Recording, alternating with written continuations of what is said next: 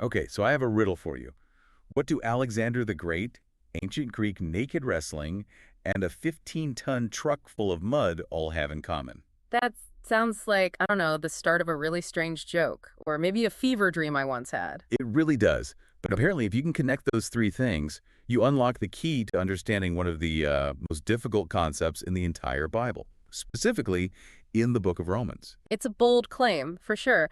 But the history, it actually lines up. We're digging into a theological lecture series today that unpacks Paul's letters, especially Romans, and it basically argues you can't get the theology if you don't get the sweaty, gritty history behind it. Right. So the mission for this deep dive is to finally decode that phrase, works of the law, which, let's be honest, usually sounds like the absolute driest topic imaginable. Oh, it usually is. But this source takes a totally different path. It doesn't keep it all academic. It drags the whole idea down into the mud, literally, as we'll see, to explain why we feel so much anxiety about our lives. Okay, so let's set up the problem. The lecture zeroes in on Romans. Paul is making this big contrast between God's righteousness and what he calls human righteousness, or these works of the law. When most people hear the law in that context, what pops into their head? The Ten Commandments, almost always, don't kill, don't steal, the basics. So when Paul comes along and says works of the law can't save you, it sounds like he's saying, hey, being a moral person doesn't really matter. Which just feels wrong. It sounds like chaos, like, oh, grace means I can do whatever I want. And that's the huge misunderstanding that this lecture really wants to correct. The speaker points out that scholars often, they fail to distinguish between two very different things.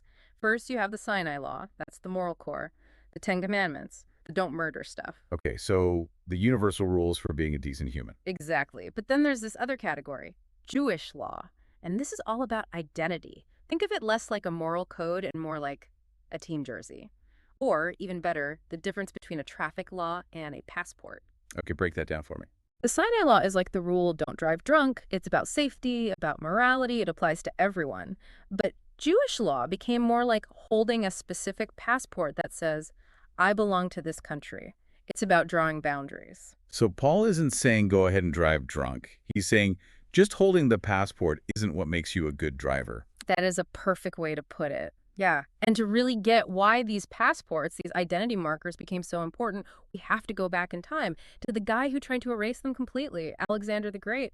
The source really goes deep here. Yeah. Alexander wasn't just some warlord conquering territory, was he? Not at all. He was a cultural colonizer.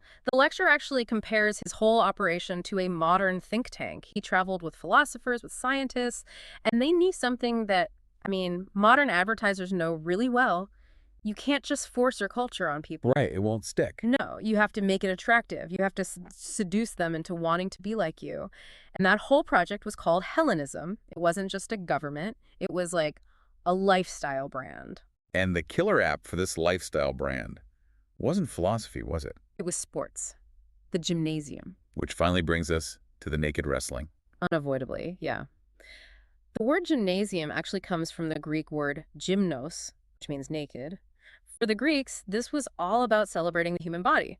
So if you wanted to be cool, if you wanted to network, you went to the gymnasium and you competed naked. I can see the problem coming a mile away. You've got the Jewish people and their core identity marker, the sign of their covenant with God, is circumcision. A very private mark that suddenly becomes very, very public. In the Greek world, being circumcised was seen as a mutilation. It was barbaric, something to be mocked. So if you're a young Jewish man, you have a choice. You either stay home and become a social nobody, or you go to the gym and get ridiculed for the very thing that defines who you are. It was a massive crisis. The source talks about how some Jewish men actually went through these painful surgeries to try and reverse their circumcision just so they could fit in. They were literally trying to erase their own identity. Wow. That is some intense peer pressure. It's the fear of being erased. Judaism was genuinely at risk of just dissolving into Greek culture. If everyone wants to be Greek, then, who's left? So the pendulum has to swing back. The Maccabean period comes along, and the Jewish leaders realize they need to build a wall, a cultural wall, to say, We are not them. And this is where that Jewish law becomes, well, it gets weaponized. They pick three key things to be the pillars of their anti-Greek identity. Let me guess. Number one has to be circumcision. Oh, absolutely. They doubled down on it. It became totally non-negotiable. It was a clear physical way to make sure you couldn't just blend in at the gymnasium. Okay, and the second one? The food laws. It's hard to assimilate if you can't even share a meal with your neighbors. If I can't come over for dinner because the food isn't kosher, well, we're going to stay separate. And the third was the Sabbath. But the source said they got really specific about it with this Sabbath day's journey thing. This is fascinating. They set a limit on how far you could travel on the Sabbath, about 2 kilometers. Now, why that specific distance? I always just figured it was about, resting. Well, think about where the Greek stadiums were usually built. On the outskirts of the city, often just a little more than 2 kilometers away. Oh, I see it now. So if the big wrestling matches are on Saturday. You literally can't get there. It wasn't just about rest. It was a geofence. It was a practical ban on participating in the very cultural events that were drawing people away. Okay, so at first, this all makes sense. It's a survival strategy. We do these things so our culture doesn't disappear. Exactly. But here's the trap. Over the next few hundred years, that defensive move, it morphed. It hardened into a theology. This is where works of the law comes from. Yes. The thinking shifted from we do this to survive to doing this makes us righteous. It became a system of merit. The thought process was, if I keep the Sabbath perfectly and I eat kosher and I'm circumcised, then I have fulfilled the whole law. God owes me. It turned into a transaction. Precisely.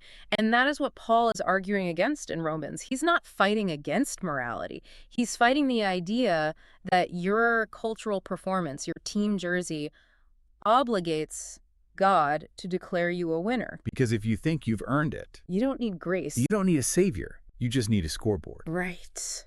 And this connects to that parable in the source, which I think is one of Jesus's toughest teachings. The unworthy servant in Luke 17. Oh, it's not a popular one. It goes against everything our modern culture tells us about, knowing your worth and demanding what you've earned. So the setup is this. A servant works all day in the field. It's hard labor.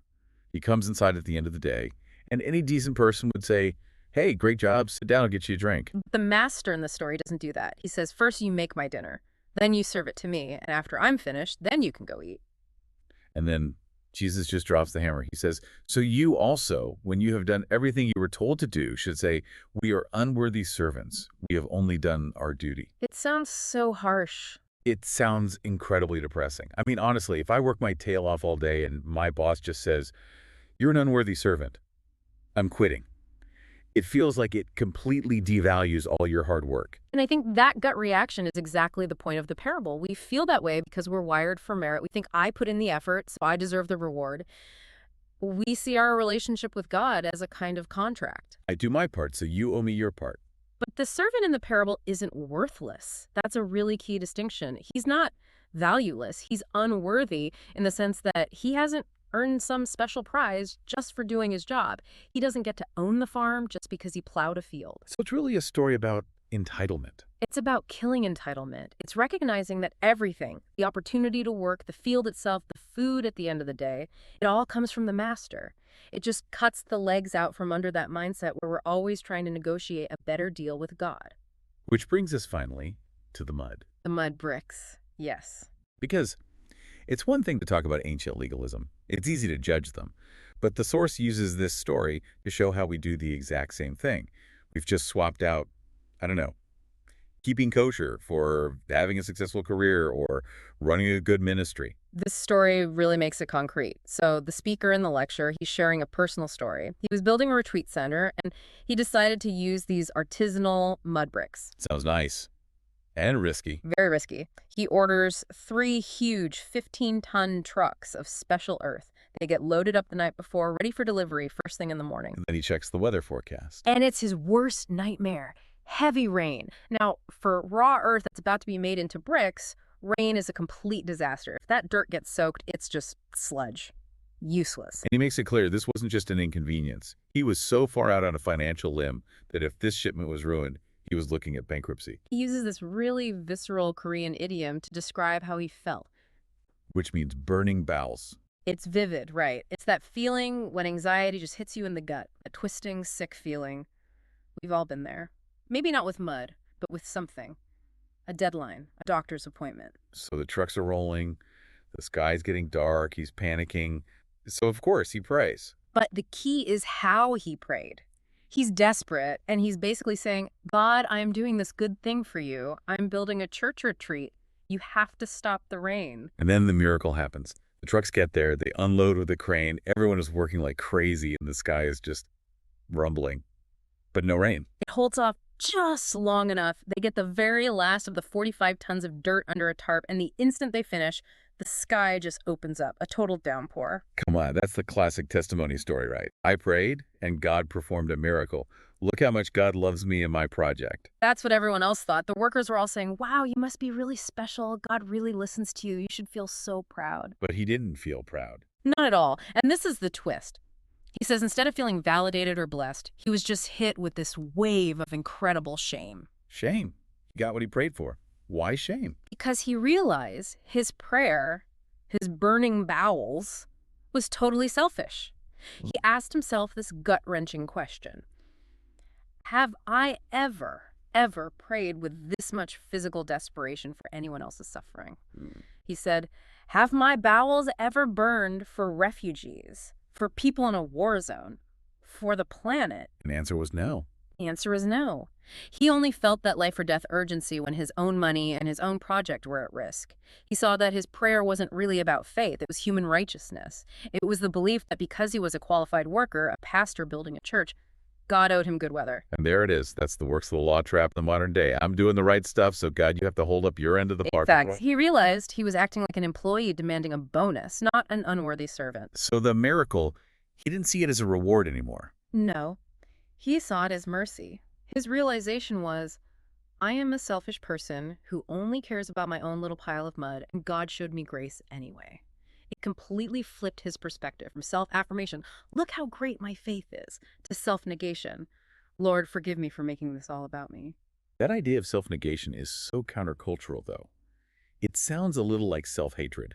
We're told to value ourselves, to have self-esteem. It can sound that way, but the source argues it's actually the only way to be free. Because think about it, if your whole life is based on self-affirmation and merit, you are constantly trying to perform. You're trying to be good enough to be qualified for God's blessing. Which is exhausting. And if the rain comes anyway, it must be your fault. You didn't pray hard enough or you weren't good enough. Exactly. You're carrying this impossible weight. But if you adopt that unworthy servant mindset, and maybe humble servant is a better way to think of it, you realize you don't control the weather. Your job is just to do your duty, to move the mud, the outcome. That's not a paycheck you earn. It's a gift. It's grace. So it's not about thinking you're worthless. It's about realizing you aren't the main character of the universe. Right. It takes all the pressure off. You don't have to be the hero of the story. And that is actually incredibly good news. It changes your whole prayer from, God, do this for me because I did that for you. It just, God, have mercy. A much simpler and I think a much more honest place to be. So, to tie it all together, we start with Alexander the Great, who creates this cultural crisis that almost erases an entire people. which leads to these defensive laws, circumcision, Sabbath, food, that were meant to be about survival. But they slowly mutated into a merit system, a way for people to believe they had earned their salvation. And we land in a muddy field, realizing we do the same thing. We try to leverage our good deeds, our ministry, to get God to do what we want. And the whole point is to stop. Stop trying to be qualified. Just be the servant. Do the work because it's the right thing to do, not to earn a cosmic bonus. It's a huge mental shift. You know, this source ends with this question that's really stuck with me. We spend so much energy trying to prove we're worthy. We're terrified of being unworthy because we think it means we'll get crushed. But the question is, what if adopting that unworthy servant mindset is actually the only thing that sets you free? If the rain comes, and I know I'm just a humble servant, it's just rain. It's not some final judgment on my performance. Exactly. It frees you up to just live, to do the work, and to be genuinely surprised and grateful for grace when it shows up, instead of demanding it as your payment. It's a paradox, isn't it? By becoming smaller, the weight on your shoulders actually gets lighter. That's the heart of Romans, and apparently the lesson from a pile of mud. Well, next time I'm feeling that burning bowels anxiety, I'm going to try and remember that. Okay. It's not my job to hold up the sky. Nope, none of us. Thanks for another great deep dive. My pleasure. We'll catch you next time.